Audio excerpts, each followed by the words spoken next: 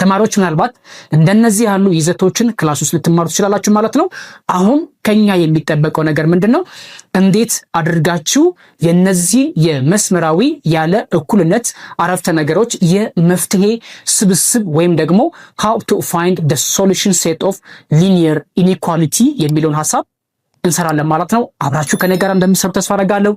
እንግዲህ የተሰጠን ጥያቄ ሀሌታዋ 6 ሲደመር አንድ የማይታወቅ ቁጥር ይበልጣል ከ8። ስለዚህ ከ6 ጋር ተደምሮ ወይም ደግሞ ከ6 ጋር ደምረናቸው ከ8 ሊበልጡ የሚችሉ ቁጥሮች በወ ቦታ ሊገቡ የሚችሉ ቁጥሮች እነማን ናቸው የሚለውን አብረን እንሰጣለን።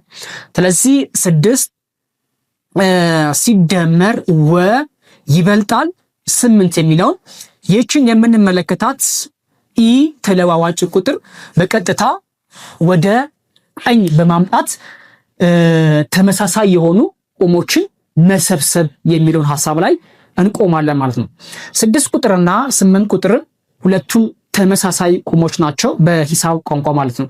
ስለዚህ ይህችን የምንመለከታትን 6 ቁጥር ያለ እኩልነት ምልክቱ ታልፍና እዚህ ጋር መጣምጥተን ከ8 ቁጥር ጋር አብረን የምናሰላው ማለት ነው። ስለዚህ እዚህ ጋር ያለው 6 ቁጥር ፖዚቲቭ ስለሆነ ወደዚህ በመናመጣበት ሰዓት ማይነስ ነው የሚሆነው ወይም ኔጌቲቭ ይሆናል ማለት ነው። ያ ማለት ምን ማለት ነው?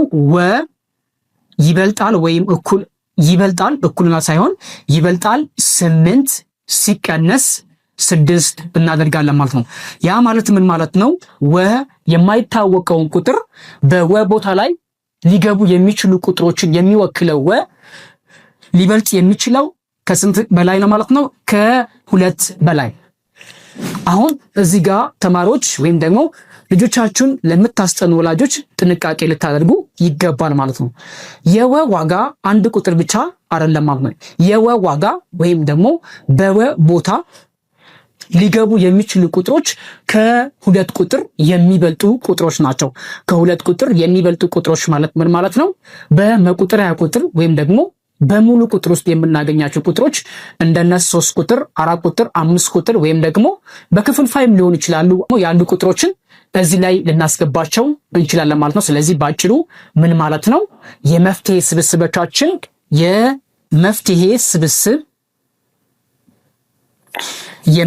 ስብስቦቻችን ሊገቡ የሚችሉ መፍትሄ ስብስብ እኩል ይሆናል በዚህ ምልክት ውስጥ የምናስገባቸው 3 ቁጥር፣ 4 ቁጥር እንዲሁም ደግሞ 4.5 እንደነዚህ ያሉ ቁጥሮች በሙሉ ምኖች ናቸው ማለት ነው?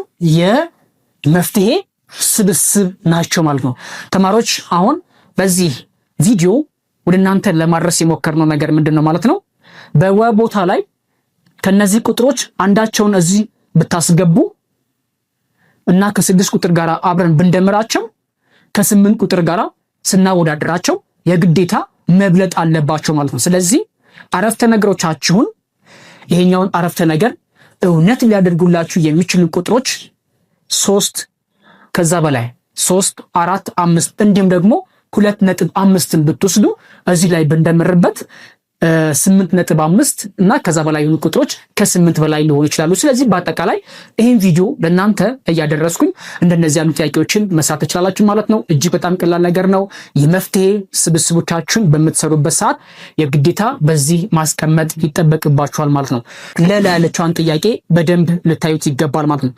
ለላ ያለው ጥያቄ -8 ሲደመር አንድ የማይታወቅ ቁጥር በሁለት ተባዝቶ ያንሳል፣ የነዚህ ውጤት ያንሳል ወይም እኩል ይሆናል ከ4 ቁጥር ጋር። ስለዚህ አሁንም የመፍትሄ ስብስቦቻችን ነው የምንሰራ ማለት ነው። የመፍትሄ ስብስቦቻችን ለመስራት ምን ማድረግ አለባችሁ? -8 ሲደመር 2 ጊዜ የማይታወቅ ቁጥር መ ያንሳል ወይም እኩል ይሆናል 4። በዚህ አረፍተ ነገር ውስጥ -8 ወደ ተመሳሳይ ወደ ሆነው ተመጣጣኝ የግዴታ ልታዞሩት ይገባል ማለት ነው። ይሄን -8 ወይም ይሄ 8 ቁጥር ኔጌቲቭ ስለሆነ እዚህ ስታመጡት ፖዚቲቭ ይሆናል ማለት ነው። ስለዚህ በግራ በኩል የሚቀራችሁ አልጀብራዊ መግለጫ 2 መ ያንሳል ወይም እኩል ይሆናል 4 ይሄኛውን 4 ማለት ነው ሲደመር እዚህ ጋር ኔጌቲቭ ነበረ 8 ቁጥር ኔጌቲቭ ስለሆነ ወደዚህ ስናመጣው ፖዚቲቭ ይሆናል ማለት ነው። ስለዚህ 2 ያንሳል ወይም እኩል ይሆናል 12። አሁንም እንደምታዩት እዚህ ላይ አላበቃም ማለት ነው። ስለዚህ ይቀጥላል። አላበቃም ማለት ምን ማለት ነው? የግዴታ የመዋጋ ልታገኙት የመዋጋ የግድ መታወቅ አለበት። ስለዚህ እዚች ጋር ባለችዋን በመጣኛችሁ ወይም ደግሞ በኑሜሪካል ኮኤፊሺየንቱ በቀኝ በኩል ያለውና በግራ በኩል ያሉ ሁለቱም አልጀብራዊ መግለጫዎችን በሁለት ቁጥር የግዴታ ልታካፍሉት ይገባል ማለት ነው። ስለዚህ ሲካፈል ለሁለት ይሄኛውም ሲካፈል ለሁለት እናደርጋለን። ለከደረስን በኋላ እቺኛይታን ሁለት ቁጥር በዚህኛው ሁለት ቁጥር እናጣፋለን። ያ ማለት ሁለት ነገርን ለሁለት ነገር ስናካፍል እቺ ሁለት ቁጥር እናጣፋና የማይታወቀውን ቁጥር ስንትና ከስንት በታች መሆን አለበት ማለት ነው? 6 እና ከ6 በታች ያሉ ቁጥሮችን በዚህ አረፍተ ነገር ውስጥ ብንተካቸው ይህንን አረፍተ ነገር እውነት ሊያደርጉ ይችላሉ ማለት ነው። ለአብነት ያህል ከመፍትሄ ስብስቦቻችን ውስጥ 6 ቁጥርና ከ6 ቁጥር በታች ያሉ ቁጥሮች ማለት ምን ማለት ነው? መፍትሄ ስብስብ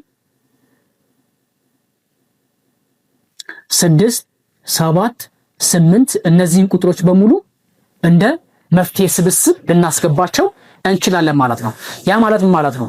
ከነዚህ ከመፍትሄ ስብስቦቻቸው ውስጥ 6 ቁጥርን ብትወስዱ አረፍተ ነገሮቻችሁ እውነት ሊያደርግ ይችላል። ለምሳሌ ኔጌቲቭ 8 ሲደመር 2 ሲባዛ ይሄኛውን 6 ቁጥር ብትጠቀሙ 6 ያንሳል ወይም እኩል ነው 4 ይላል አረፍተ ነገሮቻችሁ ማለት ነው።